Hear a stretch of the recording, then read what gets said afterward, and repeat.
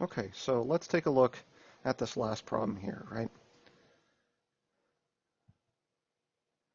So first thing we should do is go through and kind of, let's identify something here, right? Here's our, let's say that that's aromatic ring is green.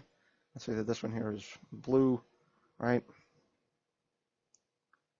How did I know that one was the green one, that one's the blue one? I don't, right? I'm just saying there's our two aromatic rings. We're identifying how one gets transferred to the other, right? Those aromatic rings exist in the beginning. They have to exist at the end. That's all I'm saying with it, right? All right. Now, now we have to take a look at the rest of our carbons, right? We've got 1, 2, 3, 4 red carbons right there. Now we know that those 4 red carbons have to come from here, here, here, and here. But in what manner, I guess, might be the best choice, right? So let's do this, right? Let's do this. I'm going to leave the green and the red the same, and then I'm going to change these here to purple. And I'll just show you guys why here in just a second. Okay, so now we have to identify where those purple ones are. Okay, so let's say that I make these the purple ones here, right? Let's say I make these the purple ones here. Now it started out that purple was attached to blue directly, right? But right now, the blue is attached to the red, which means somewhere in our mechanism, those purple ones would have had to completely pop off, migrate to another aromatic ring, and then reattach. That just doesn't really make any sense, right? That just doesn't really make any sense. So what if instead, right? What if instead these were our purple ones here then, right? And then this was our red. So, okay, that starts to make a little bit more sense. Green is directly attached to red. Blue is attached to purple at the end, right? If we imagine cutting those bonds right there, right, and sliding those apart, we can see how those two styrene molecules came together to begin with, right? So our job is to make these bonds there in yellow, right? We have to make those bonds there in yellow. Got it? So now that we've kind of planned our track along the way, let me just make this a little bit smaller here. Right? Okay, cool.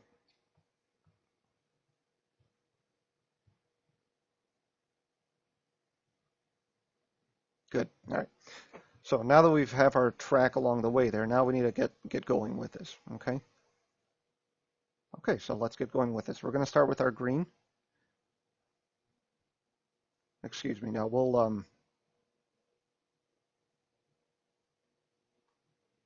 we'll start with our green aromatic ring here.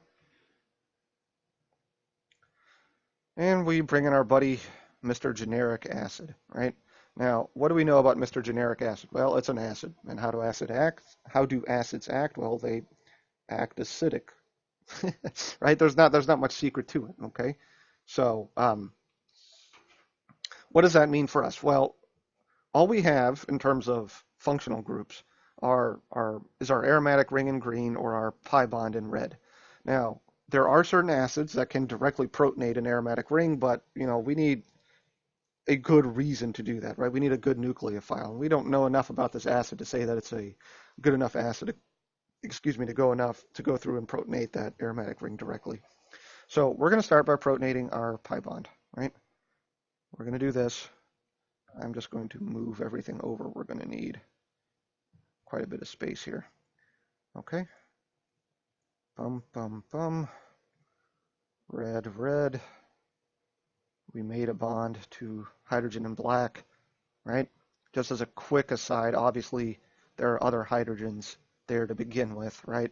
But I'm just drawing that one hydrogen there for emphasis, right?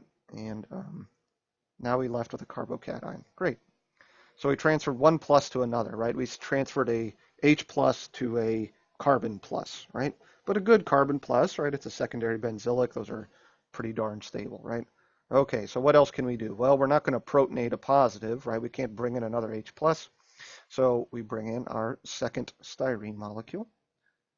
And we're left with the same option again, right? Just as the discussion that we just had, right? There are certain pluses that'll directly add to a ring, right? But remember that purple pi bond there is going to be a little bit more willing to reach out and grab a positive, right? We don't have to break an aromatic ring to do that, so it's going to be a little bit easier to send out that purple bond. So let's do that, right? Or I should, excuse me. Let me follow what we had before here, right? Right, we need to make these bonds in yellow. So a purple is going to hit a red. So there's where our first yellow bond comes in here, right? So let's follow this. All right. I'm going to draw red, red, right? Got that? So pardon me here for just a second. Here's blue, right? Blue, blue, blue. Purple, purple, right? I'm going to bring this down just a bit. It's amazing. It's a little bit easier to do all this stuff on a computer, right? And we attached there to there.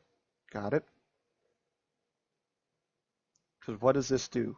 This leaves behind a plus on that carbon there, which is the more stable positive. Still with me? Okay. So we have a plus. We don't have any more styrenes to come in, right? If we did have another styrene, right?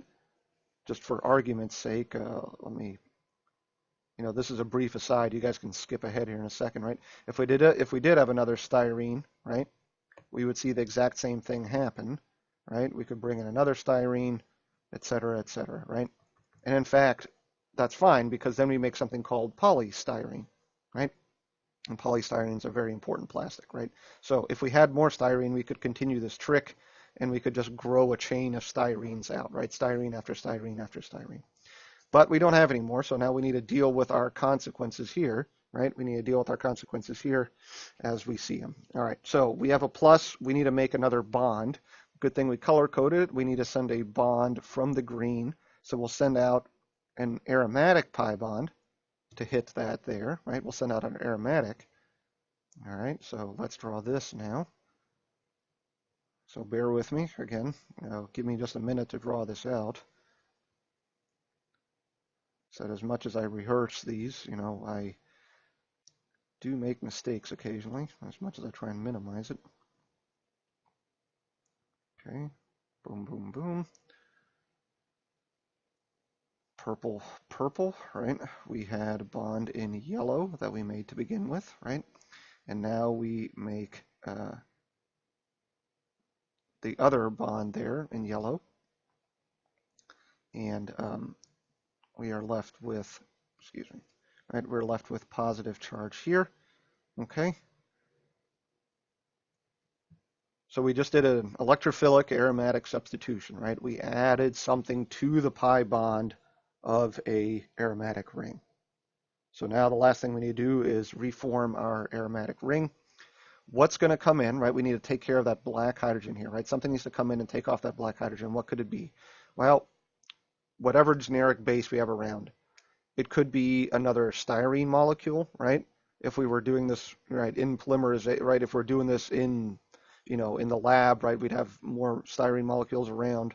It could be some water that's around. It could be just a generic base. And that's probably what it is in this case, right? Remember, H plus can't exist on its own. There has to be something here with it, right? H plus has to be accompanied by something with a negative charge. So it doesn't really matter what it is in this case, whatever you want to use. We'll just say generic base comes in, grabs that hydrogen, slams down that bond right there, right? And so then we are left with, let's see if I can draw this very, very expertly here. We made our pi bond back in black. There's that, right? Let's see how good I can get here, right? Right? Oh, this is going to be beautiful, man. Except I'm running out of room now, so that's all right. You guys will get the point. Boom, boom, boom. Okay. There it is. So the trick with all these mechanisms is to stop, think, and look. All right, and that is the end of this exam. I will see you for the next videos then.